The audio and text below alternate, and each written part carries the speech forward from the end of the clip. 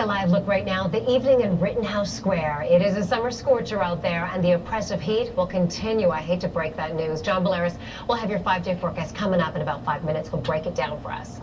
Meantime, what are the chances your significant other will cheat? And what about you?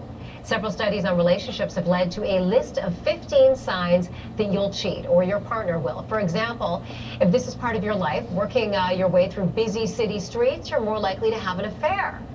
Did you ever think of that? Patrick Markey, again, psychology professor from Villanova, joining us once again from the newsroom. Patrick, everyone is dying now to hear what some of these cheating indicators are.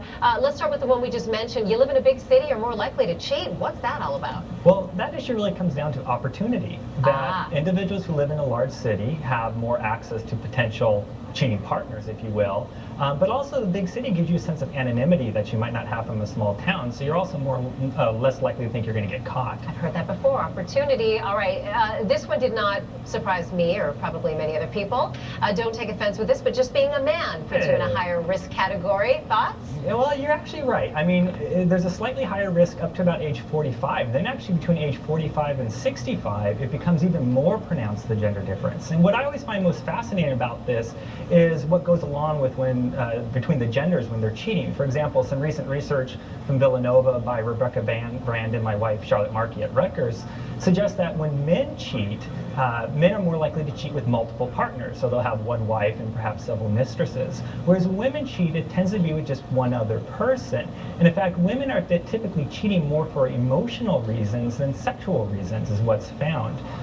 So it's always an interesting difference. Yeah, absolutely. And probably one that, you know, like you said, there's research behind it, because I've heard that story a million times on both those cases.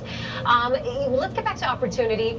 How much you make is also a factor. Apparently, I've got to think you've got some money to spend. Maybe you could be a little bit more discreet, or you've got the money for the hotel bill or whatever it is. Is that what that one gets down to? Yeah, you nailed it. It's two issues. One is certainly, again, the opportunity. So, for example, if you have extra funds, you're more able to pay for a hotel room without your spouse finding out. The other issue is, especially for men, having more resources moves you up the status hierarchy, which essentially makes you a more desirable mate, and it might be more, you might be better able to attract potential mates. Now, this one might surprise some people. Living together before marriage does not seem to help a couple stay together.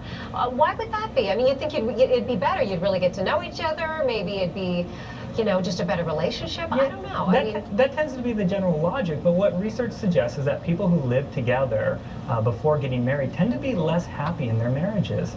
And one potential explanation why is that when you're living with somebody, at some point it almost feels like you should get married.